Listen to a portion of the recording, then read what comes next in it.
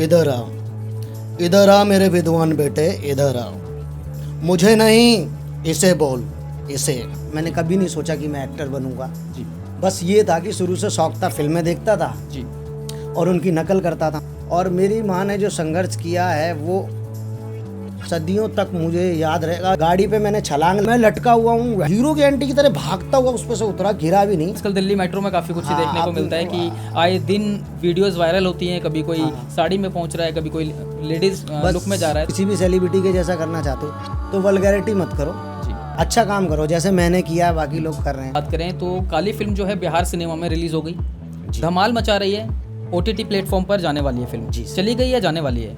OTT platform पे अभी जाने वाली है। आज हमारे साथ एक खास शख्सियत मौजूद है जो बॉलीवुड इंडस्ट्री की बात करें, चाहे भोजपुरी इंडस्ट्री की बात करें, धमाल मचाए हुए हैं, धमाका किए हुए हैं, तहलका मचाए हुए हैं। एक ऐसी खास शख्सियत जिन्होंने अभी तक लगभग 1 दर्जन फिल्मों में काम किया है, कॉमेडियन का काम किया है और अभी भी एक्टर हैं और एक्टर की तरह, या यूं कहें कि एक्टर से भी अच्छे परफॉर्मेंस कर रहे हैं, एक्टिंग कर रहे हैं, डांस कर रहे हैं, या यूं कहें कि एक गोविंदा का सुपर मॉडल हमारे सामने इस वक्त तैयार है। राजीव वर्मा जी मौजूद है हमारे साथ। सर, आपका लाइव न्यूज़ हंड्रेड के इस खास पॉडकास्ट में बहुत बहुत स्वागत। जी सर, थैंक यू। सर, आपकी जर्नी की आज हम बात करेंगे। लगभग आपने 1 दर्जन फिल्में की हैं बॉलीवुड इंडस्ट्री की, चाहे भोजपुरी की बात करें, चाहे हिंदी सिनेमा की बात करें। तो सबसे ज़्यादा जो फिल्म आपने की वो कौन सी लैंग्वेज में की और कहाँ से की सर? ज़्यादातर तो मुझे हिंदी फिल्म ही मिली है। मैं जो लैंग्वेज तो वैसे यूज़ कर लेता हूँ, पंजाबी जी मुझे आती है क्योंकि मेरे पापा पंजाब में रहे हैं, जी तो पंजाबी मुझे आती है। और भोजपुरी मैं इसलिए बोल लेता हूँ क्योंकि मेरे जो गुरु हैं जी मनोज पंडित जी, वो बिहार से रहने वाले हैं, जी तो इसलिए मैं भोजपुरी भी बोल लेता हूँ। जी। और आपको एक बात बता दूं कि राजीव वर्मा जी की एक खास बात है। राजीव वर्मा जी नाना पाटेकर का सुपर मॉडल भी हैं, या यूं कहें कि हूबहू नाना पाटेकर भी हैं। क्योंकि आपको यकीन तो होगा नहीं कि नाना पाटेकर कैसे, तो आपको एक डायलॉग, सर एक बार हमारे दर्शकों को एक डायलॉग सुनाएं नाना पाटेकर का। सर, नाना पाटेकर जी की इतनी सारी फिल्में हैं, वेलकम है, कई फिल्में, बट मुझे लगता है कि नाना पाटेकर जी ने जो एक्टिंग की है असल में शक्ति फिल्म में बहुत अच्छी एक्टिंग की है। जी मैं फ़ैन हूँ उस फिल्म से उनका। तो उनका एक डायलॉग था उसमें, अक्षय खन्ना उधर से आता है, छोड़ दो इनको, छोड़ दो इनको, बोलता इधर आओ, इधर आ मेरे विद्वान बेटे, इधर आओ। मुझे नहीं, इसे बोल, इसे। मेरी बेटिया के माथे पर सिंदूर का रंग भी न चढ़ा रहल, बम फेंका हरामी, बम टुकड़े टुकड़े हो गई तेरे जिज्जा के, भूल गई हमनी के आंखों के सामने कोई हाथ उठा कर ला रहा है, कोई मुंडी उठा कर ला रहा है, आएगा वापस वो, अभी छोड़ देता हूँ मैं उसको, आरती उतारता हूँ इसकी, आएगा वापस वो। अरे पुण्य कमाने के लिए कोई खून नाना करल है इस दुनिया में, अपनी जान बचाने के लिए दूसरे को मारता है। पर तुझे क्या, अगर मैं मर जाऊं तो बाप तो तेरे घंटे से है ना, 4 साल याद ना किया बाप को, माँ की खबर सुनते ही आया बरसाती मेंढक की तरह फुदकता हरामी। बहुत बढ़िया सर, हूबहू, बहुत बढ़िया, बहुत बढ़िया। मतलब हूबहू कोई कह नहीं सकता कि ये नाना पाटेकर जी की आवाज़ नहीं है, ये हूबहू नाना पाटेकर जी हैं। सर, आपने जैसे 10 से 12 फिल्में की अभी तक, काफ़ी सक्सेस की ओर आप बढ़ गए हैं और आप सक्सेस पा भी रहे हैं। और भोजपुरी सिनेमा की बात करें, चाहे हिंदी सिनेमा की बात करें, लगभग सभी लोग आपको जानते हैं। जी। क्या ऐसा स्ट्रगल है, आपकी फैमिली का कितना सपोर्ट रहता है, और आपके एक बड़े भाई हैं जो आपको सपोर्ट करते हैं, तो उनका क्या है सर, उन्होंने क्या खोया और क्या गवाया, क्या कहना चाहेंगे? मेरे बड़े भाई जी का नाम जो है राजेश है, राजेश वर्मा, और वो फ्लैक्स बोर्ड प्रिंटिंग का, एडवर्टाइजिंग का उनका कारोबार है। जी सर, मैं आज के टाइम से अगर देखूं तो मुझे बहुत ही कम घरों में ऐसे भाई पाए जाएंगे बड़े का फ़र्ज निभाने वाले। पिताजी नहीं रहे मेरे, तब से उन्होंने ही पिताजी का जो है सारा काम, कारोबार संभाला। और काम तो पिताजी का कुछ था ही नहीं उनके पास, उन्होंने खुद को भी खड़ा किया और अपने साथ ही हम 4 भाइयों को खड़ा किया। जी कभी वो मेहनत से कतराए नहीं, कभी अपने फ़र्ज से पीछे नहीं हटे। जी उन्होंने माँ को हमेशा हौसला दिया कि माँ तू चिंता मत कर, जब तक मैं हूँ तेरे बेटों का भविष्य खराब नहीं होगा।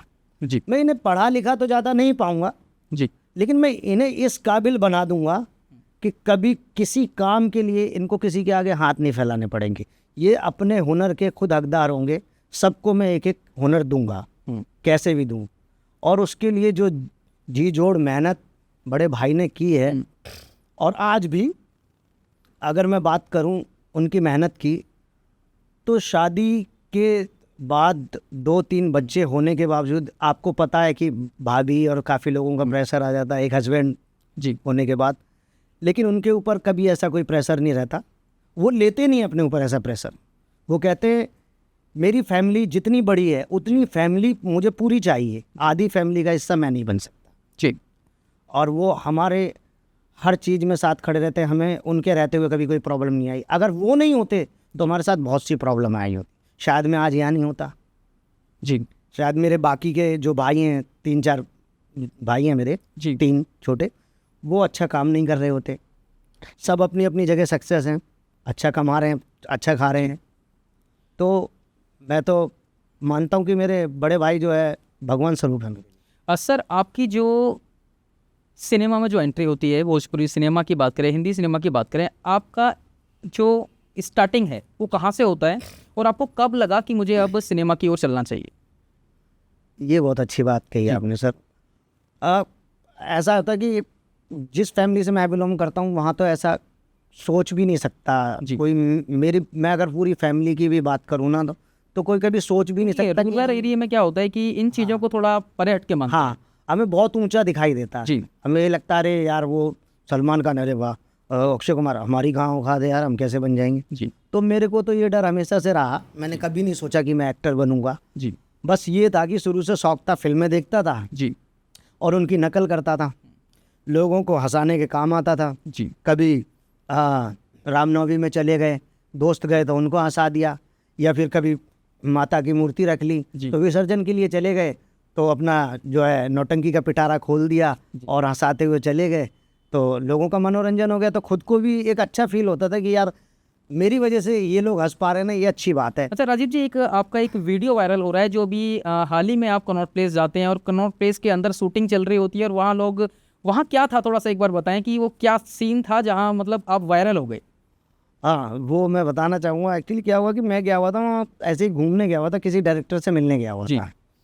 तो वहाँ से जब निकला तो ड्राइवर से मैंने पूछा कि यार ये यहाँ भीड़ लगी हुई है इतनी, यहाँ सब होता क्या है। जी तो वहाँ लोग कहने लगे ये सीपी है सर, यहाँ पे सैटरडे संडे जो है ना सारे आर्टिस्ट इकट्ठा होते हैं, जी जो भी यूट्यूब पे इंस्टाग्राम वगैरह पे वीडियो बनाते हैं वो रील बनाने वाले इकट्ठा जी। होते हैं।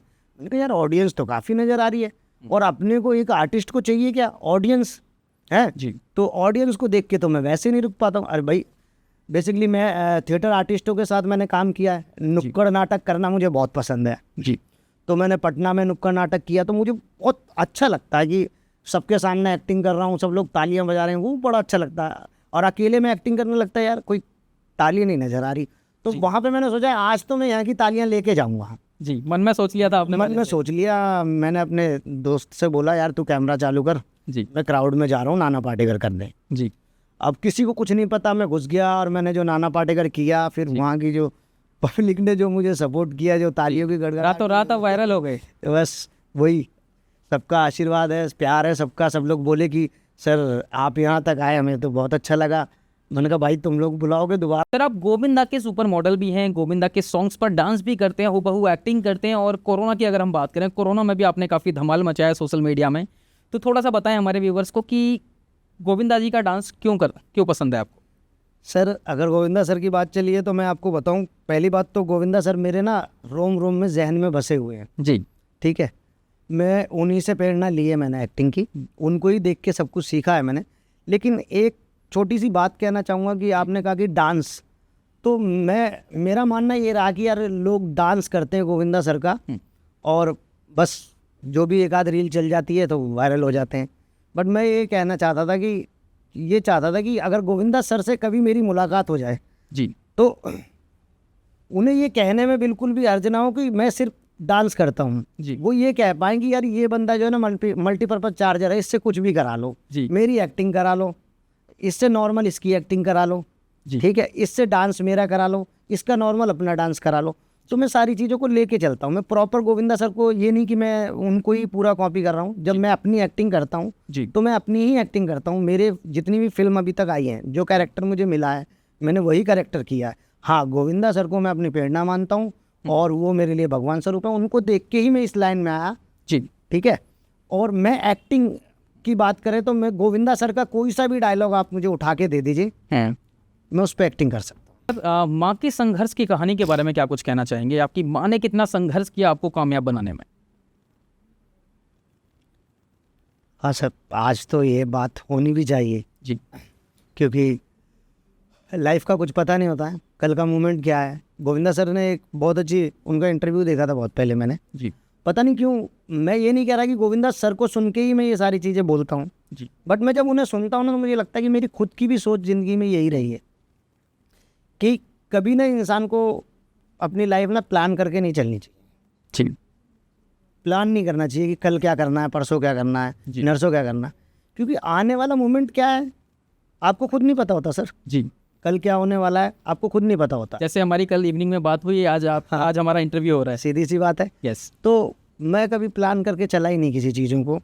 कभी मैंने ये नहीं सोचा कि बहुत सारा पैसा कमा लूँ, ये करो। मैंने कहा नाम कमाना है बस। अगर माँ की बात करें तो मम्मी का संघर्ष जो रहा जीवन में, मैं नहीं मानता कि आज के टाइम पे जो है कहीं ऐसी माँ मुझे दिखाई दे जाए। और मेरी माँ ने जो संघर्ष किया है वो सदियों तक मुझे याद रहेगा। जीवन तो नहीं है इतना बड़ा, लेकिन मैं ये चाहूँगा कि ऊपर वाला ना मुझे यहाँ से जाने के बाद भी मुझे इतना तो दिमाग दे यार जी कि मेरी यही माँ मुझे हमेशा याद रहे। मैं हर बार इसी कोख से जन्म लेना चाहूँगा। भाग्यशाली हूँ मैं धन्य हो गया। ऐसी माँ मुझे, जो माँ की तो सर बात ही अलग है, माँ का कंपैरिजन किसी से नहीं है। मैं आपको एक किस्सा बताता हूँ सर। मेरी मम्मी दिल्ली में जी अकेली आई थी, जी एक जोड़ी कपड़े लेके, ठीक ना रहने के लिए छत, ना किराए भाड़े से रहने के लिए पैसा, जी। यहाँ तक कि ट्रेन का किराया खर्च करके आने का भी पैसा नहीं था। अच्छा। मुझे बताते हैं लोग, मैं तो छोटा सा था, जी मुझे लोग बताते हैं। और मेरी माँ आई, उन्होंने दिल्ली में अपनी जगह बनाई, यही झुग्गी झोपड़ियों में रही उन्होंने, खुद काफ़ी स्ट्रगल किया। काफ़ी स्ट्रगल किया उन्होंने। 50-60 रुपये दिहाड़ी हुआ करती थी मजदूरी की उस टाइम। जी तो मेरी माँ मजदूरी पे जाया करती थी। जी तो कभी कभी ऐसा भी हो जाता था कि ठेकेदार पैसा नहीं देता था, जी तो उस टाइम फिर दुकानदार से बात बनानी लाला से कि थोड़ा बहुत उधार दे दो, पेमेंट आएगी तो मैं दे दूँगी। लेकिन हाँ, मेरी माँ के बारे में सर मैं नहीं कहूँगा ये बात, जो लोग बताते हैं अभी तक, जी सीनियर लोग हैं, काफ़ी बुजुर्ग लोग हैं, उन्होंने मुझे बताया कि बेटा तेरी मम्मी के जीवन की सबसे अच्छी बात जो ये रही है ना, तेरी मम्मी ने कभी किसी के आगे हाथ नहीं फैलाए तुम लोगों को पालने के लिए। उसने कड़ी से कड़ी मेहनत की जी और उनने ये कहा कि मैं, क्या हुआ इनके पिताजी यहाँ नहीं रह रहे, मैं इनको खड़ा करके दिखाऊंगी और इस काबिल बनाऊंगी कि मेरा कोई भी बेटा मजदूरी नहीं करेगा, जी सब अपना काम करेंगे, अपना बिजनेस करेंगे। और मेरी माँ ने बहुत मेहनत की है सर, मैं बता नहीं सकता आपको जो मेहनत उन्होंने की है। एक ये मान लो कि एक रोटी के 4 टुकड़े भी करके उन्होंने खिलाया। एक समय था ऐसा कि हमारे पास ना बारिश से बचने के लिए ठीक से छत भी नहीं थी। मैं आज वो बात कह देना चाहूँगा, जी क्योंकि तो ऐसे थालियाँ प्लेट लगा लगा के बारिश को हमारी माँ रोकती थी कि मेरे बच्चों के ऊपर जो है ना बारिश ना गिर जाए, पानी ना गिर जाए, रात को ये सोएंगे कैसे। तो ऐसे हालातों से हम गुजरे हैं और हमने देखा है। सच में माँ का संघर्ष है ये, जो जैसा आप बता रहे हैं, जैसी आप दास्तां बता रहे हैं, काफ़ी सुनकर दुख प्रतीत हो। और मम्मी मेरी पॉजिटिव बहुत थी जी। कभी उन्होंने मेरे पापा को दूर रहने के बावजूद भी उतना ही प्यार किया, उतना ही प्यार किया जितना एक पत्नी अपने पति से करती है। कभी किसी की कोई मिसअंडरस्टैंडिंग अपनी ज़िंदगी में उनकी आई नहीं। कोई बाहर का इंसान कभी उनकी लाइफ में आया ही नहीं। इतनी शुद्ध तरीके से, शाकाहारी तरीके से जीवन जीने वाली मेरी माँ। लोगों को समाज सेवा करने का बड़ा शौक। अच्छा सर, जिस तरीके से आप एक्टिंग करते हैं, जिस तरीके से आज दिन प्रतिदिन आप वायरल होते जा रहे हैं, तो ये मतलब थोड़ा सा हमारे व्यूवर्स को बताएं कि जो नए क्रिएटर्स हैं, आना चाहते हैं सोशल हैंडल्स पर, कुछ छाना चाहते हैं, तो वो क्या करें ऐसा कि वो भी आपकी तरह फेमस हो जाएं? सर मैं जहाँ तक मैं मानता हूँ कि सोशल मीडिया पे फेमस तो काफ़ी लोग हो रहे हैं। देखो ये नहीं कहूँगा कि कुछ नए क्रिएटर्स हैं जो आना चाहते हैं, आपकी तरह एक्टिंग करना चाहते आना चाहते हैं। मैं उनसे ये कहूँगा कि अगर मेरे जैसा करना चाहते हो जी या आप किसी भी सेलिब्रिटी के जैसा करना चाहते हो तो वल्गैरिटी मत करो, जी अच्छा काम करो जैसे मैंने किया, बाकी लोग कर रहे हैं, जी है ना। अब ये जो है सोशल मीडिया पे देख के कुछ चीज़ें ऐसी लगती हैं कि एक्टिंग तो ठीक है, एक्टिंग करके आप आगे बढ़ रहे हो, बड़ा अच्छा लगता है सब कुछ देख के, लेकिन ज़बरदस्ती ये झुमकी लगा ले, वो लगा लो, आम लटका लिए, संतरे लटका लिए, अपने आप को पूरा जोकर बना के। मेट्रो में आजकल दिल्ली मेट्रो में काफ़ी कुछ देखने को मिलता है कि आए दिन वीडियोस वायरल होती हैं, कभी कोई साड़ी में पहुंच रहा है, कभी कोई लेडीज लुक में जा रहा है, तो तमाशा बना के आगे पहुंचना, टैलेंट, तमाशे को टैलेंट कहते हैं क्या सर, आप बताइए। नहीं नहीं टैलेंट अपनी जगह, टैलेंट जो आपके अंदर होगा वो किसी और के अंदर नहीं होगा, जी लेकिन ज़बरदस्ती मैं यहाँ से चीज़ें उठाऊँ, यहाँ लटका लूँ, ये कर लूँ, वो कर लूँ, आपको पता चल चुका है, दिमाग में सेट बैठा चुके हैं आप कि पब्लिक को क्या चाहिए, जी पब्लिक को क्या चाहिए, पब्लिक को चाहिए अरे हम बेवकूफ़ से दिखेंगे, पागल से दिखेंगे तो वायरल हो व्यूज़ बढ़ जाएंगे, लाइक बढ़ जाएंगे, पर उससे व्यूज़ लाइक तो बढ़ जाएंगे, पैसा भी आ जाएगा, लेकिन मैं नहीं मानता कि एक बहुत बड़ा नाम हो जाएगा जो जीवन भर चले। जीवन भर नाम चलाने के लिए कुछ ऐसे काम भी करने पड़ते हैं, अच्छे कर्म करने पड़ते हैं, अच्छे काम करने पड़ते हैं। सर थोड़ा सा अपने बिजनेस के बारे में बताएं, क्योंकि आप एक्टिंग के साथ साथ एक साइड बिजनेस भी चला रहे हैं, तो लोग अगर आपसे जुड़ना चाहें तो वो कैसे जुड़ सकते हैं और क्या है आपका साइड बिजनेस? हाँ, मेरा आउटडोर मीडिया का काम है जी R1 एडवर्टाइजिंग के नाम से मेरी अपनी फर्म है, और मैं तो बहुत कम समय दे पाता हूँ, बड़े भैया ही हैंडल करते हैं इस कंपनी को, बाकी मैं तो एक्टिंग में ही लगा रहता हूँ। फ्लैक्स बोर्ड प्रिंटिंग से रिलेटिव कोई भी काम हो, एडवर्टाइजिंग का, फ्रेम प्रिंट कराना, फोटो प्रिंट कराना चाहते हैं, कप ग्लास जो भी प्रिंट कराना चाहते हैं, होर्डिंग्स लगवाना चाहते हैं, sun board, light board, LED boards, glow sign board, one way vision वगैरह वगैरह बहुत कुछ है।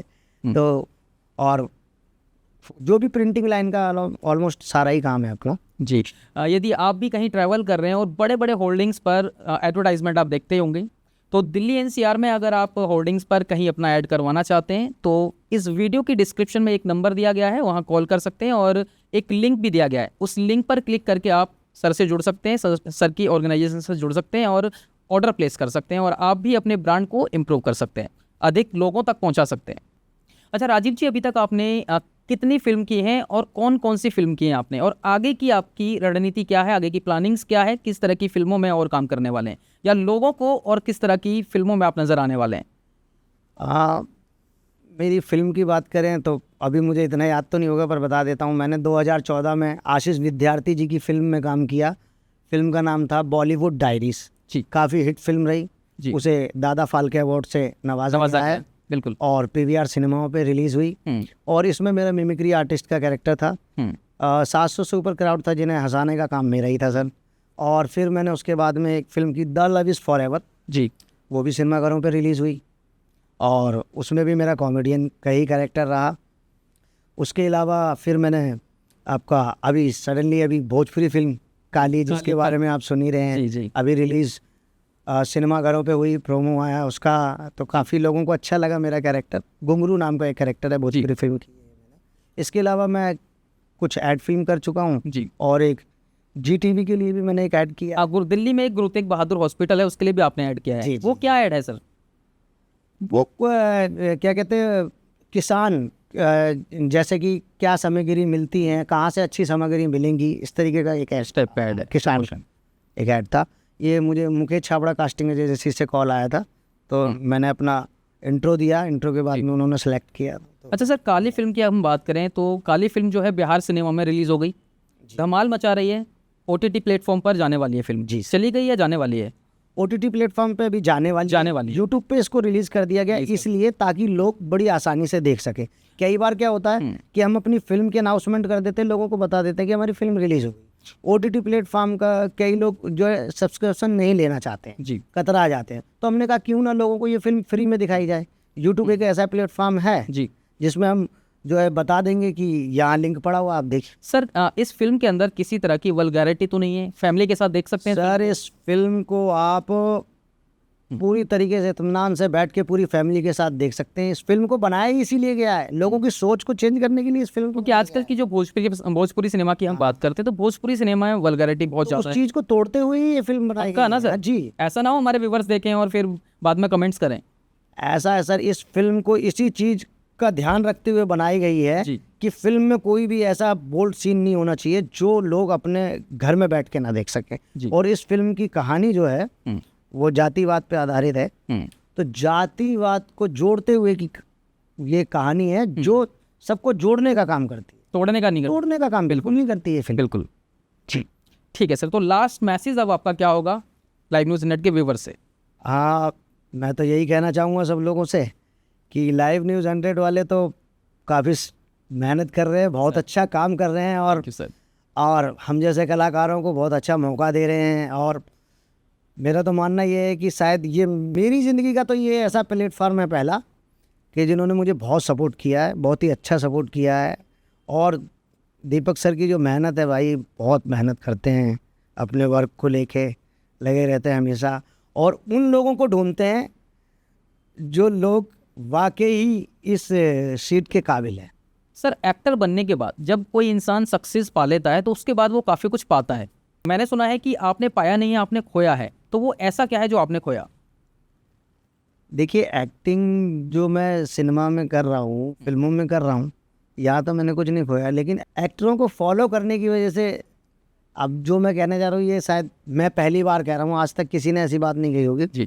कि एक्टिंग का कीड़ा होने की वजह से ना मैंने रियल ज़िंदगी में बहुत कुछ खोया है। क्या सर? मैं जो हूँ एक्टिंग फील्ड में जो हीरो होता है, जी। मैं हीरो को रियल ज़िंदगी में फॉलो करने लगा और मैं रियल ज़िंदगी में वो काम करने लगा जो एक हीरो पूरे सामान के साथ करता है।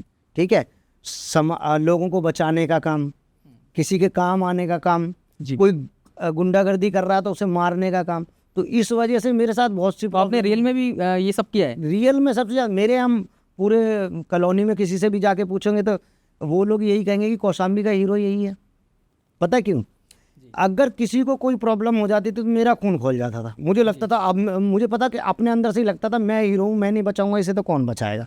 तो पता है क्या होता था? जी। ऐसे ऐसे रिस्क ले लिए मैंने। मैं जो हूँ इंसाफ के चक्कर में पुलिस में चला गया, लोगों को छुड़ाने चला गया। मैं गरीब आदमी है, ये मार रहा था, मैंने इसे मार दिया। जिम सेंटर के तगड़े तगड़े बंदे अब मुझे देख के 4.5 फीट हाइट, जी। कोई कहेगा कि मैंने कभी ऐसे ऐसे लड़के भी मारे होंगे जिम सेंटर के, पर मैं उस टाइम क्या था ना, निडर रहता था, मुझे जो करना है तो करना है। एक बार का किस्सा बताता हूँ मैं आपको। मेरी सिस्टर है, मंगोली सिस्टर थी, साथ में जा रहे थे जी। और माँ भी थी उनकी साथ में। कौशाम्बी में मीनाक्षी है, रियल बात है, पूछ सकते हैं आप किसी से भी। तो एक स्कॉर्पियो वाला उधर से आया। जी। तो स्कॉर्पियो के बाहर क्या होता है, एक पायदान लगा होता है उतरने के लिए। जी। ठीक है, वो मुझे नहीं पता था कि इसमें पायदान लगा हुआ। वो स्कॉर्पियो वाले ने स्कॉर्पियो रिटर्न ली, उसने सोचा कि ये लड़की वगैरह था, तो उसने एक कमेंट किया। जी। उसने कमेंट किया, अरे ऐसी कुछ चलेगी करके। मुझे जो है बहुत बुरा लगा, गुस्सा आ गया। मैंने आओ नहीं देखा, ताऊ नहीं देखा, अपनी बहन को पीछे करा और मैं जो गाड़ी पे मैंने छलांग लगाई है, उसने गियर डाला, गाड़ी स्टार्ट करी, चला दी उसने। अब मैं लटका हुआ हूँ उसको पकड़ के और उसके मुंह पे घूंसे मार रहा हूँ, दबा के मुंह पे घूंसे मार रहा हूँ, रोक साले रोक। जी। और इत्तेफाक की बात, पीछे से एसएचओ साहब आवाज़ मार रहे हैं सिविल ड्रेस में। मुझे पता नहीं था ये एसएचओ साहब है, बाद में मुझे पता चला। सिविल ड्रेस में आवाज़ मारा, ओए ओए उतर जा गिर जाएगा। फिर मैं हीरो की एंटी की तरह भागता हुआ उस पे से उतरा, गिरा भी नहीं, आया। मैंने कहा चल बहन, साले ऐसी है। वो पुलिस वाला मुझे कहने लगा, ओए तुझे अकल नहीं है, तू मर जाता अभी, ये हो जाता। मैंने कहा मैं मर जाता, उसका गम नहीं है मुझे, लेकिन जो वो करके गया ना उसको सबक देना जरूरी है। कह रहा बेटा रहता कहाँ है तू? एसएचओ साहब। तो मैंने बोला सर यहीं रहता हूँ मैं पास में। कह रहा मुझे जानता है? मैंने कहा नहीं सर मैं नहीं जानता आप। कहने लगे बेटा मैं अभी अभी यहाँ आया हूँ, जी, इस मैं चौकी से हूँ मैं। मैंने कहा सर, कह रहे मैं तो तेरे जज्बे को सलाम करता हूँ, तू ऐसे कैसे रिस्क ले लिया तूने? मैंने कहा सर मैं ऐसे ही हूँ। जी। तो ऐसे किस्से मेरे पास हो गए मेरे साथ। जी बिल्कुल, बहन बेटियों की इज्जत करना सीखिए और हम आप सभी से अपील करते हैं कि माँ की, बहन की, बेटियों की, सभी की इज्जत कीजिए, सभी को रिस्पेक्ट कीजिए। और कोई भी अगर आप गलत काम देखते हैं किसी के साथ होता हुआ तो अपने नज़दीकी पुलिस स्टेशन में ज़रूर कॉल करें और कुछ अपराध होने से बिल्कुल बचाएं। Sir thank you so much, thank you so much sir, हमारे लाइव न्यूज़ नेट के इस खास पॉडकास्ट में शामिल होने के लिए, जुड़ने के लिए। यदि आप भी अपना कोई पॉडकास्ट बनवाना चाहते हैं, हमारे साथ अपनी स्टोरी को साझा करना चाहते हैं, तो लाइव न्यूज़ 100 का प्लेटफॉर्म आपका स्वागत करता है। आप अपनी प्रोफाइल इस वीडियो के नीचे डिस्क्रिप्शन में दी गई है, वहाँ उस नंबर पर भेज सकते हैं और डायरेक्ट मुझे कॉल भी कर सकते हैं। हम आपकी प्रोफाइल को, आपके बिजनेस को एक ब्रांड देंगे और आगे बढ़ाएंगे।